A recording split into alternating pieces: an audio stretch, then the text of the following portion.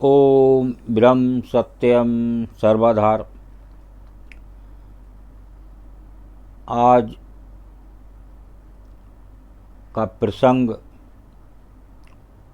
प्रेमियों के चरणों में प्रार्थना कि छोड़ना नहीं है।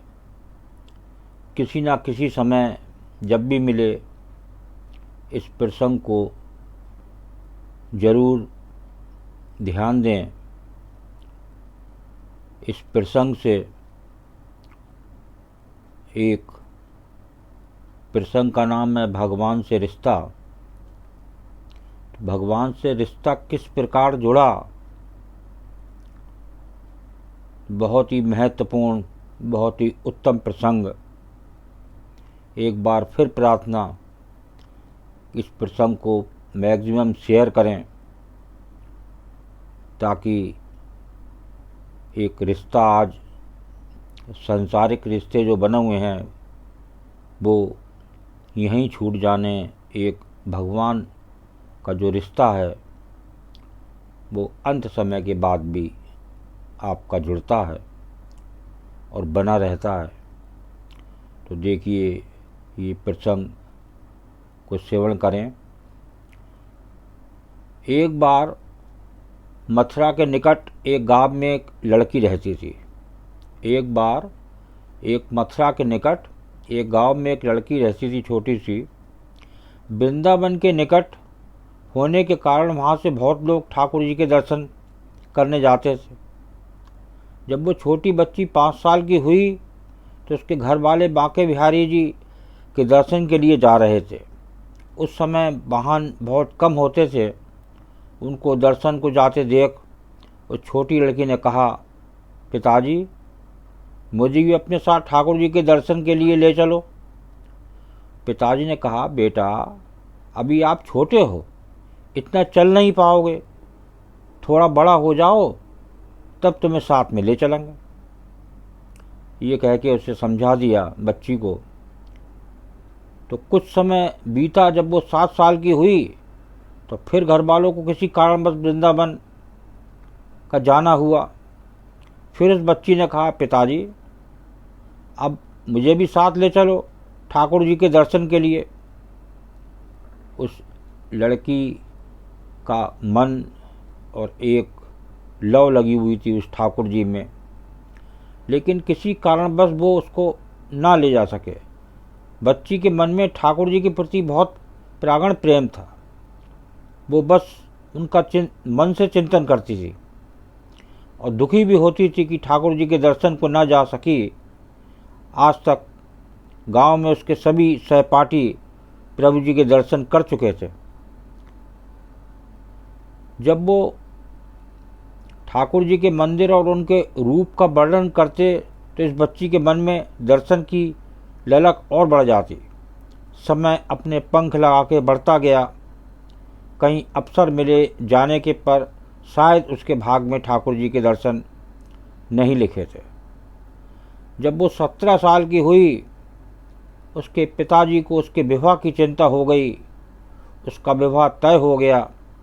संयोग कहो कि उसकी ठाकुर जी के प्रति प्रेम के कारण उसका विवाह वृंदावन के सबसे पास वाले गांव में हो गया।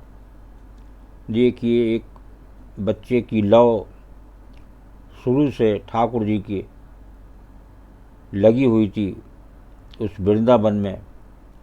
तो देखिए, एक ठाकुर जी का करिश्मा, उसका रिश्ता भी वहीं करा दिया। तो वो लड़की बहुत प्रसन्न थी कि अब तो उसको भी ठाकुर जी के दर्शन होंगे। जब विवाह संपन्न हुआ तो वो अपने ससुराल गई। फिर रस्म निभाने के लिए वापस अपने घर आई। 1-2 दिन बाद वो उसके पति जब वापस अपने घर जा रहे थे तो बीच में यमुना नदी पर उसके पति क्या कहते हैं, देखिए, तुम कुछ देर इधर बैठो, मैं यमुना में स्नान करके आता हूँ। उस लड़की का चिंतन अब ठाकुर जी की तरफ चला गया और सोचने लगी कब ठाकुर जी के दर्शन होंगे। देखिए, पतिदेव तो नहाने गए यमुना में और उसका मन शुरू से छोटी से ठाकुर जी के लगा हुआ था। तो पतिदेव के नहाने के बाद उसका मन फिर ठाकुर जी की तरफ चला गया।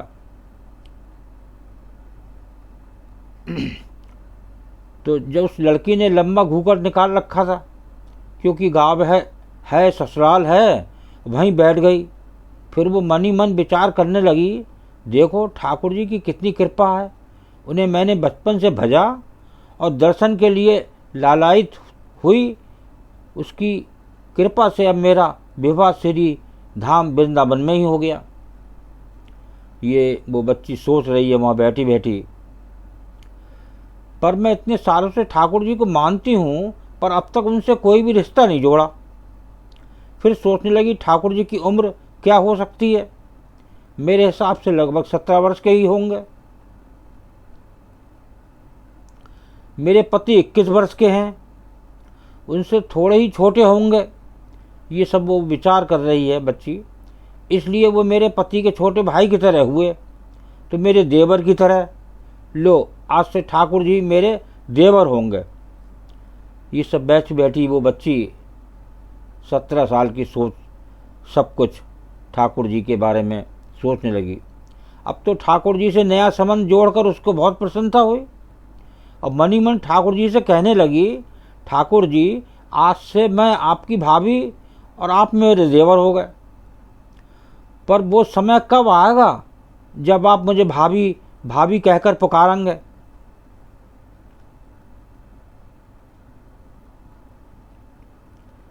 जब वो किशोरी ये सब सोच ही रही थी, तभी एक किशोर अवस्था का सामला सा लड़का उधर आ गया और कहने लगा, भाभी भाभी। लड़की अचानक अपने भाव से बाहर आई, सोचने लगी, वृंदावन में तो मैं नई हूँ, ये भाभी कहकर कौन बुला रहा है? वो नई थी, इसलिए घूंघट उठाकर भी नहीं देखा कि गांव के किसी बड़े बूढ़े ने देख लिया तो बड़ी बदनामी होगी। जब वो बालक बार बार कहता, पर वो उत्तर ही नहीं देती। बालक उसके और पास आया और कहा, भाभी नेक अपना चेहरा तो दिखा दे।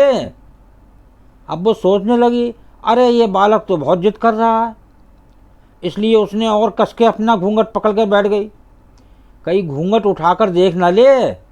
भाभी आपने ये पर्दा क्यों कर रखा है? हम तो आपके देवर हैं। उस लड़की ने उसको एक नज़र देखा, फिर कहा, नहीं हम आपको नहीं जानते, और घूंघट ओढ़ लिया। नहीं नहीं, हम आपको जानते हैं, आप उस गांव के हो ना, बस कुछ ही दूर में हमारा घर है। भाभी अपना चेहरा तो दिखाओ। जब वो कह दिया, ना हम आपको नहीं जानते, इनको पता चल गया तो बहुत मार पड़ेगी। भाभी अब तो आप तो नाराज़ हो रही हो। देखो हम आपके इतने प्यारे देवर हैं, आपसे मिलने के लिए इतनी दूर तक आ गए, और आप हो कि बात भी नहीं कर रहे हो। क्यों, आप हमसे मिलना नहीं चाहते थे? और इतना कहते ही उस लड़के ने घूंघट खींच लिया और चेहरा देखा और भाग गया। थोड़ी देर में उसका पति भी आ गया। उसने अपने पति को सब बात कही। पति बोला, चिंता मत करो, वृंदावन बहुत बड़ा थोड़ी ही है। कभी भी किसी गली में लड़का मिल गया तो हड्डी पसली एक कर दूंगा, फिर कभी भी ऐसा नहीं कर सकेगा। तुम्हें जब भी और जहाँ भी दिखे मुझे ज़रूर बताना। फिर दोनों घर चले गए। कुछ दिन बाद उसकी सासू माँ ने अपने बेटे से कहा, बेटा देख, तेरा विवाह हो गया, अब बहू मायके से भी आ गई, पर तुम दोनों अभी तक बांके बिहारी जी के दर्शन करने नहीं गए। कल तुम जाकर बहू को ठाकुर जी के दर्शन करा कर लाना। अगले दिन दोनों पत्नी और ठाकुर जी के दर्शन के लिए मंदिर जाते हैं। मंदिर में बहुत ही भीड़ थी। लड़का कहने लगा, देखो तुम स्त्रियों के साथ आगे जाकर दर्शन करो, मैं आता हूँ। जब वो आगे गई, घूंघट नहीं उठाती। उसको डर लगता, कोई बड़ा बूढ़ा देखेगा तो कहेगा, नई बहू घूंघट के बिना ही घूम रही है। बहुत देर हो गई तो पीछे से पति ने आकर कहा, अरे बाबली, ठाकुर जी सामने हैं, घूंघट काहे को ना खोले? घूंघट ना खोलेगी तो प्रभु जी के दर्शन कैसे होंगे? अब उसने अपना घूंघट उठाया और जो बांके बिहारी जी की ओर देखा तो बांके बिहारी जी की जगह वही बालक मुस्कुराता हुआ दिखा। वो चिल्लाने लगी, सुनिए वो जी, जल्दी आओ जल्दी आओ। पति जल्दी से भागा आया और बोला, क्या हुआ? लड़की बोली, उस दिन जो मुझे भाभी भाभी कह रहा था, भागा भागा आया ना, वो लड़का मिल गया। पति ने कहा, कहाँ है? अभी उसे देखता हूँ। बता तो जरा। उसने ठाकुर जी की ओर इशारा करके बोली, ये रहा आपके सामने ही तो है। उसके पति ने जब देखा तो अवाक ही रह गया और वहीं मंदिर में ही अपनी पत्नी के चरणों में गिर पड़ा और बोला, तुम बहुत ही धन्य हो, वास्तव में तुम्हारे हृदय में सच्चा भाव ठाकुर जी के प्रति है। हम इतने वर्षों से वृंदावन में हैं, पर आज तक हमें उनके दर्शन नहीं हुए, और तेरा भाव इतना उच्च है कि ठाकुर जी ने तुझे दर्शन दे दिए। ठाकुर जी से सच्ची प्रेम जो भी रिश्ता करो तो ठाकुर जी उसे जरूर निभाते हैं। जैसे इस कहानी में ठाकुर जी ने देवर जी का संबंध निभाया। तो ये जो प्रसंग सुना, तो ये बच्ची का एक भाव देखा आपने कि एक छोटेपन से उसका मन उस ठाकुर जी से जुड़ा था। भले ही उसके परिवार वाले उसे वृंदावन नहीं ले जा पा रहे थे छोटे के कारण, लेकिन एक ठाकुर जी की लीला देखिए कि जैसा बच्ची ने सोचा और वो ठाकुर जी देवर के रूप में आकर छेड़खानी करने लगे। तो हमारे कन्हैया की छेड़खानी की पहले से आदत है। गोपियों के साथ छेड़खानी, लोगों का माखन चुराना, ये उनका काम था।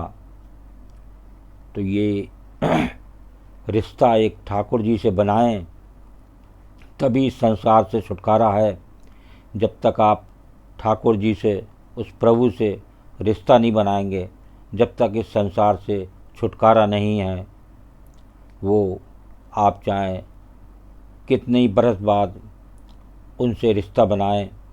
ये राधे राधे तो बहुत बोलते हैं, लेकिन थोड़ा मन पे अपना आकलन करें कि वास्तव में हमारा रिश्ता उस प्रभु से सच्चा है जैसे इस बच्ची का था, तभी बात बनेगी। सतगुरु तो अंतर रमे, पल पल करें पुकार, तू आज्ञाकारी होके घट का पाठ हुआ। कहाँ से आया कहाँ नर जाए, कौन तेरो मुकाम, मंगत सार विचारना, मानुष जन्म का काम। तो ये देखिए वाणी भी गुरुदेव की कह रही है कि ये कहाँ से नर आया, कहाँ जाना है, कहाँ इसका मुकाम है। तो ये तभी मिलेगा मुकाम, पता चलेगा जब आप एक ठाकुर जी से रिश्ता बनाएंगे। और रिश्ता बनाने के लिए आपको दूर नहीं जाना है। देखिए, एक सतगुरु की वाणी डायरेक्ट प्रभु की वाणी होती है। तो सतगुरु तो अंदर हर समय विराजमान है, हर पल आपको देख रहे हैं, हर पल आपका निरीक्षण कर रहे हैं, लेकिन आप संसार के निरीक्षण में लगे हुए हैं कि कौन मेरा रिश्तेदार है, कौन कहाँ है, किससे मिल ले आऊँ, और इसी में अपना जीवन व्यतीत कर देते हैं इस संसार में। और उस प्रभु से जो अंदर विराजमान है उससे रिश्ता आपका कच्चा पड़ जाता है, इसलिए बात नहीं बनती। तो एक बार फिर प्रार्थना, प्रेमी जी इस प्रसंग को ज़रूर श्रवण करें, ज़्यादा से ज़्यादा शेयर करें, ताकि कुछ लोग और भी उस ठाकुर जी का दर्शन कर सकें, एक रिश्ता बना सकें। ओम ब्रह्म सत्यम सर्वदार दास कागड़ चैनल अच्छा लगा हो तो सब्सक्राइब करें, बेल प्रेस करें, लाइक करें, शेयर करें, ताकि आगे आने वाला वीडियो सर्वप्रथम यूट्यूब में मिले। ब्रह्म सत्यम सर्वधार।